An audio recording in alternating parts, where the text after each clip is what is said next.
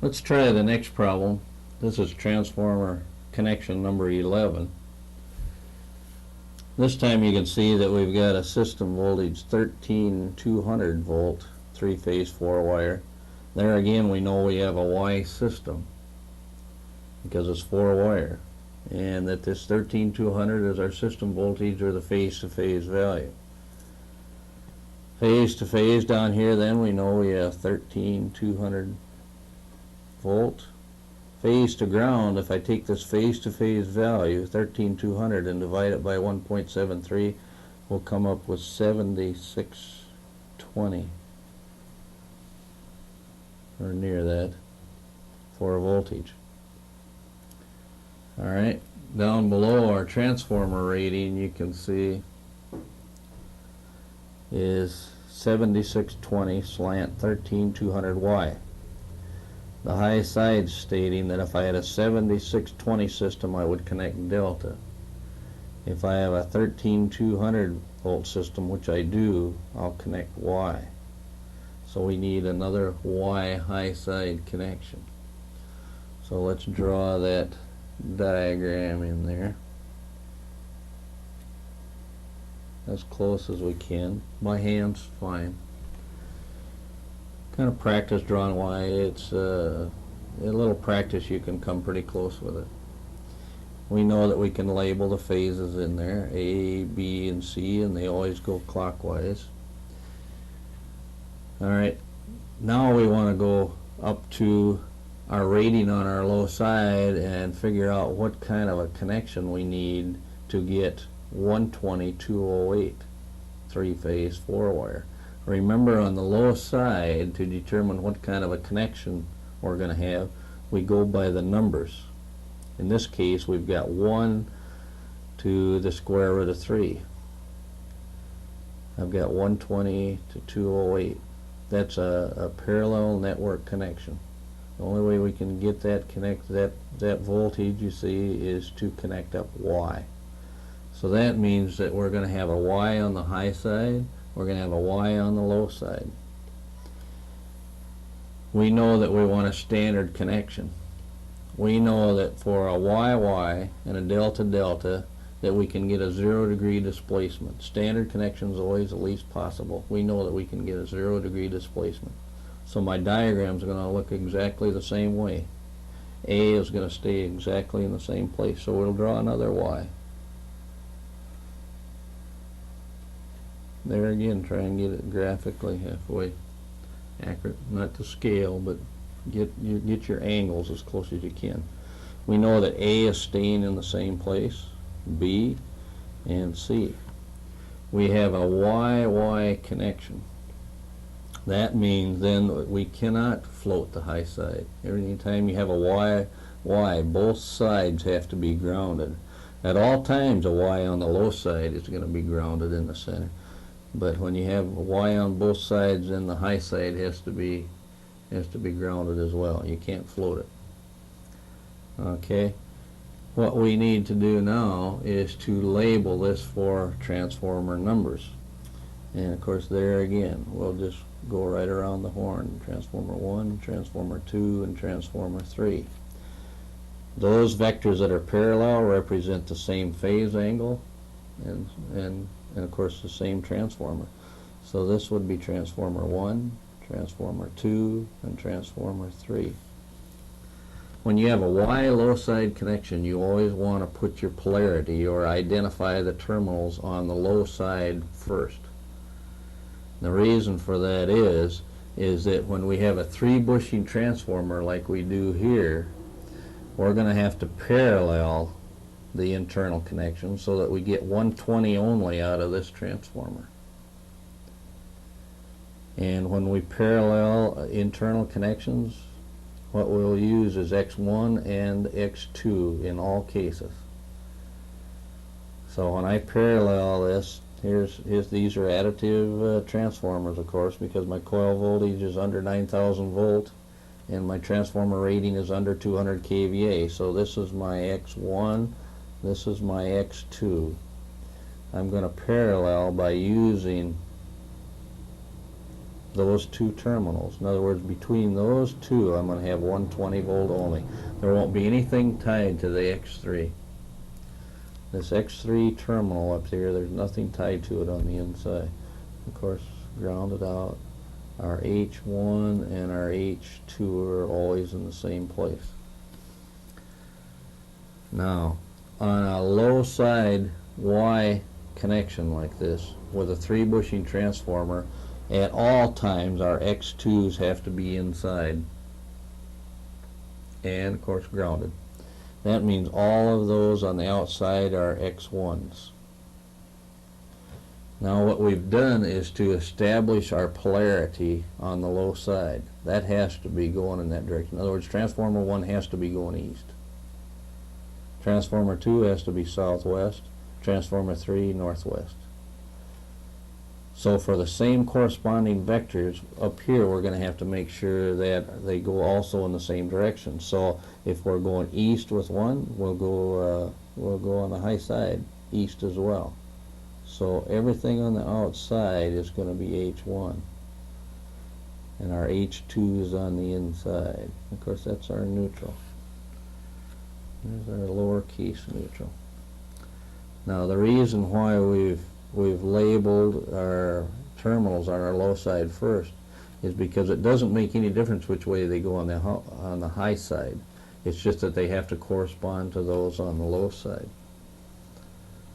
Alright, now we can go up to our connections up above, and we see that down here that on our diagram that all our H2s are grounded. So we'll do just like we did before. We'll take all our H2s, tie them together and ground them.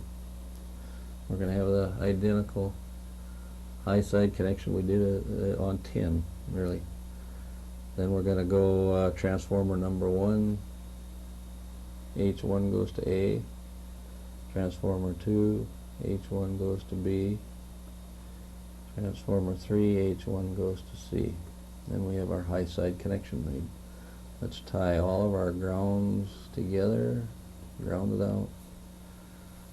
Okay, on the low side now, all our X2s are going to be tied together and grounded. We can tie them all together and ground them, or run them all straight down. Either way, they're going to be all tied together and grounded. Alright, X1 of transformer 1 goes to A. Okay, this one comes down and goes to A. And you see now how I maybe had this out of the picture. And make sure all your X2s are tied together and grounded. Okay, X1 of transformer 2 goes to B. X1 of transformer 2 goes down to B. And X1 on transformer 3 goes down to C, like this. To identify the voltages available here, A to our neutral, each transformer was connected parallel so that we get 120 volt out of it only. That means that this transformer vector value is 120 volts. So if I take the voltage from A to N, I would have 120 volt. B to N, I would have the same thing, 120 volt. C to N, 120 volt. Phase to phase, all the way around, if I take 120 times 1.73, I'll get 208 all the way around.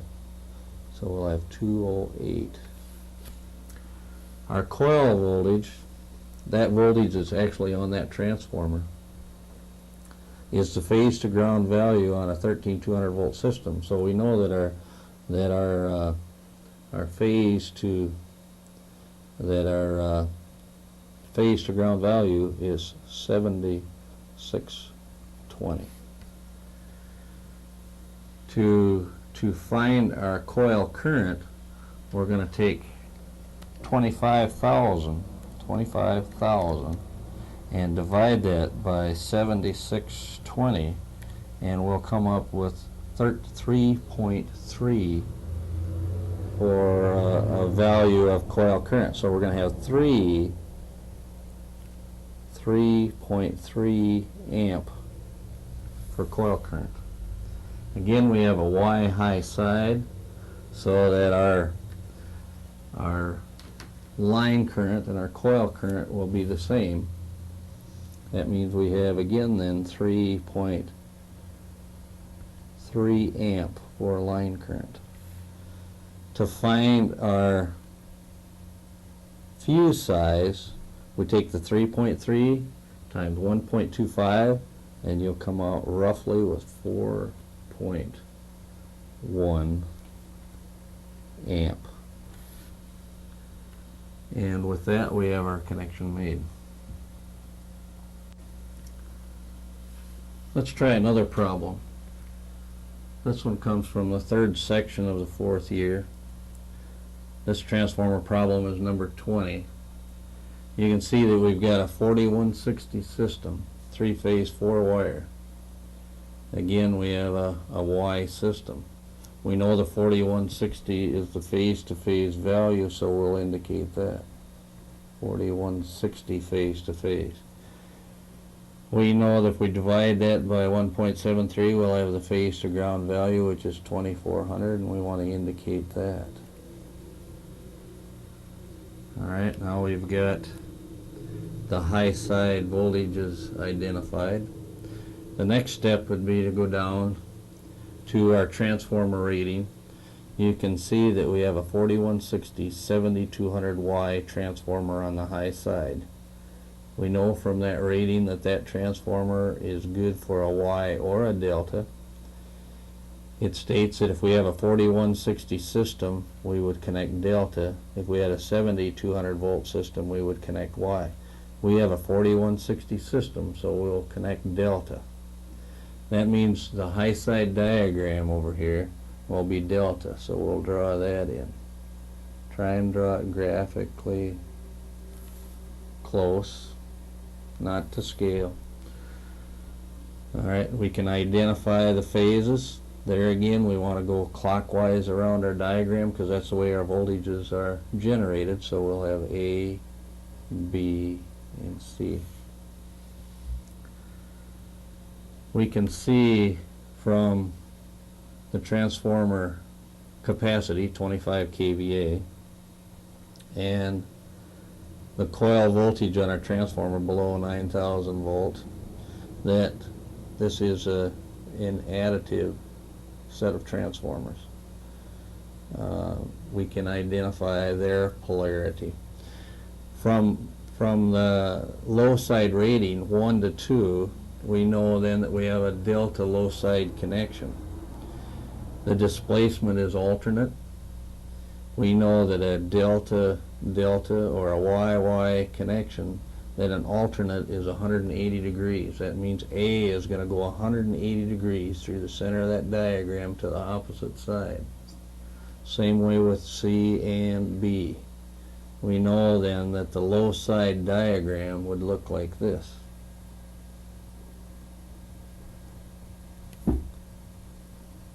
If I was to superimpose that diagram on top of that one, you would see how A is going to go to the opposite side, so that this would be point A. Use lowercase letters on your low side.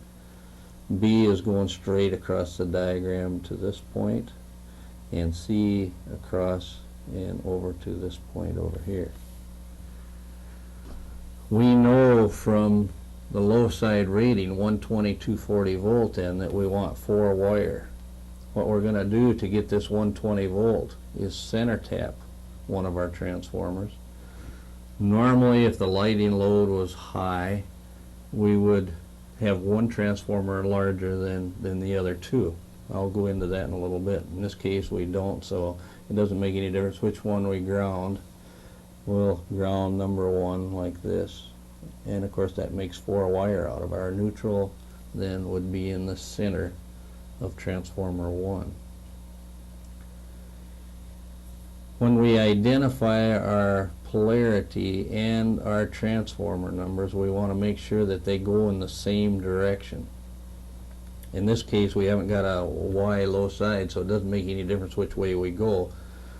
But to assure that the near side terminals are tied together on the high side, what we want to do is assure that our transformer numbers and our polarity go the same way. In this case, I'll just go opposite our phases. Now, it doesn't make any difference. I'll just go opposite our phases. So if I identify this horizontal reference vector as T1, we'll identify this one T2 and this one T3. You can see I'm going counterclockwise. For that delta high side, I want to make sure my polarity goes the same way, my low number to high number, so I'll go X, okay, I got to stick with high side terminals. We'll have H1 to H2, H1 to H2, H1 to H2.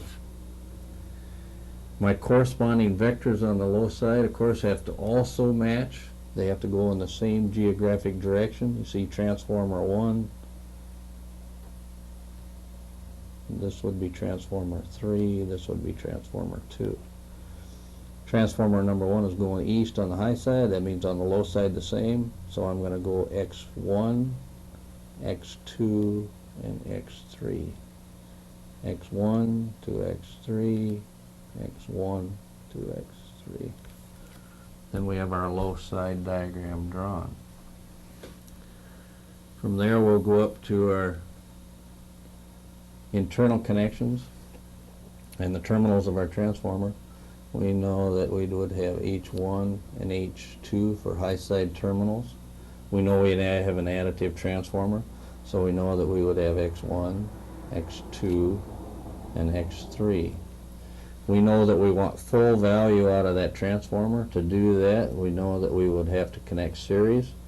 So we would have a situation that would look like this. Our A, C, B, and D would be connected as shown. Alright. We want to ground our transformer. Over on our connection on the bank itself, we want to make sure that our safety grounds, our tank grounds are all connected together and tied to ground. To connect up our high side, we'll follow our diagram. Make sure you follow your diagram in all cases. Now, before I had shown you how to run everything straight up, and if you look at our transformer book, that's the way it's going to be. I would like to see you do it this way. Connect up your transformers, and then from there, connect it up to your phases. That'll be more typical of what you would have on the pole. If I had a transformer bank, I would connect my terminals together, then go up through a fuse, onto an arrestor, and onto the line. So I would use that procedure. Okay, from my diagram down below, you can see that transformer number 1, H1, which is this terminal right here, ties to H2 on transformer 3. So that means this would cross over to the other side and be connected up like that. My H2 on transformer 1 ties to 1 of 2, and that would connect up like this. My H2 on 2 would tie to 1 on 3, and it would look like that. Now what I have to do is connect those corners to my phases, and of course the first one would go up to, in other words, my H1 and my H2 of 3 would go on up to A phase, and it would look like this. My next one over on that same transformer, now my H2 would tie to C, and this one over here would tie to B. Now this is the way you would connect it up on the pole. So I'd get used to connecting them up just like you see here. I realize that in the step-by-step procedures that I didn't show you that way, but I thought it would be more difficult to do that way. I'm finding it out that it isn't that difficult, and then it more closely relates to on the job. Now on the low side we have to do the same thing. Transformer number 1, X1 ties to C. So it'll come all the way down to C like this. X2 on this particular transformer ties to the neutral, or ground. X3 ties to A. It'll look like that. transformer number 2, X1 ties to B, like this. X3 ties to C, like this. Transformer 3, X1 ties to A, and X3 ties to B. Then we have our low side connected up. To indicate our voltages, there again, go by your diagram because it's graphically close. A to your neutral, we're going to go A to our neutral. Now the full vector value is going to be 240 volt. Half of that's going to be half that value, or 120 volts. So A to our neutral would be 120 volt. B to our neutral is straight across the diagram to the neutral. To calculate out that value, use the Pythagorean theorem. You know that your hypotenuse would be 240 volt. Your opposite side over here would be 120 volt. What you would do is square 120, square the 240, subtract them, take square root of it, and you'd see across the center that we would get 208 volt. We would have 208. That's why that one's called our high leg or a wild leg. It isn't used, it's just that value to neutral is going to be greater. If you wanted single phase load, you definitely wouldn't use that as one of them. Your 3-wire you would take on your transformer that's grounded. Okay, your C to your neutral, there again you'd have 120 volt. Indicate that. Phase to phase all the way around we would have 240 volt. Okay. Now, coil voltage, you see, we're connected up delta on a 4160 system. That means then that our coil voltage is going to be 4160. Okay. To find our coil current, what we're going to do, remember our delta procedures now, what we're going to do is we're going to take this 25,000 for our transformer, divide it by our coil voltage, basic power formula, and you would see if we do that we'll come up with 6 amps. So we're going to have 3 at 6 amp. Now we're feeding phase angle. In other words, we're feeding 2 different phase angles with our line. And to calculate out, we're going to have to use our 3-phase constant there to find out what our line current would be. So we take the coil voltage of coil current of one of them times 1.73, and you'd see then we would have 3 line currents at 10 amp. Now we always take our line current times 1.25, and you would see we would have 3 then fuses at 13 amp. Now there again you're going to use a fuse size that's going to be close to that 13 amps, whatever sizes you have. Various sizes of fuses, and normally people will keep the more common sizes around. Okay. The next step would be maybe to show you another typical situation that would follow along this line. If we have 120 240 volt, what we would normally have if the lighting load, or in other words our 120 volt load was greater, what we would do is have one of the tubs, the one that we ground on the low side now, our X2 on the low side, what we would do is make that tub larger. And when we get into transformer calculations, we'll come back to that. We'll calculate out power loads, and we'll be able to figure out exactly what size transformer that you would have to have. So normally if we had a 120 240 volt, we would have lighting load and power load off the same bank. If we had 240 3-phase 3-wire, then we would have only power from that bank, and then we would have a balanced load all the way around. But if we had quite a sizable load for lighting, or 120 volt, one of those tubs we might have larger. Now I'm just going to take an example where we would take transformer number 1 and let's increase the size on that to 50. Let's say let's say we know that we have a single phase load great enough to where we should have a 50 and two 25s. Now figuring fuses for that one's going to be somewhat more difficult. It's going to be a little more complex here. What we'll have to do now is calculate out what the coil currents would be. And if I have one tub that's a 50 kVA and two 25s, it would look like this. Alright.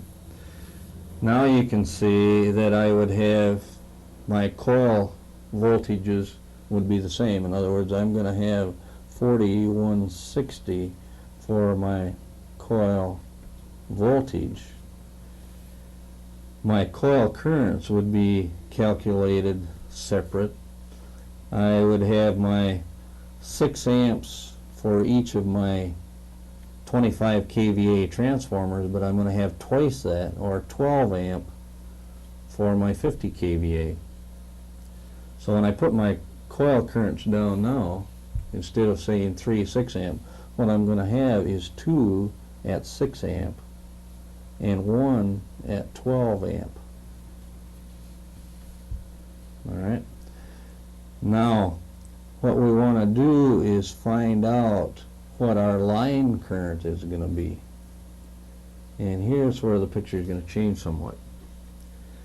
For this larger tub, we're going to have to fuse either side of that for the 12 amp coil current. So I'll have, and then of course this single up above for my 25 kVA.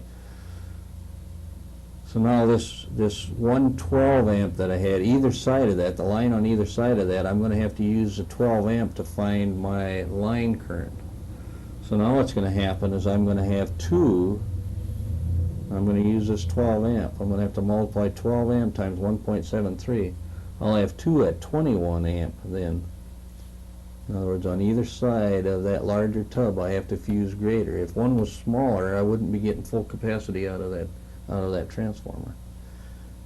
Then for the other phase, I'm going to have 1 then, and I'm going to multiply the 6 times 1.73, and I'll have one 10 amp fuse. Or I mean line current. I've got one 10 amp line current and two 21 amp line current.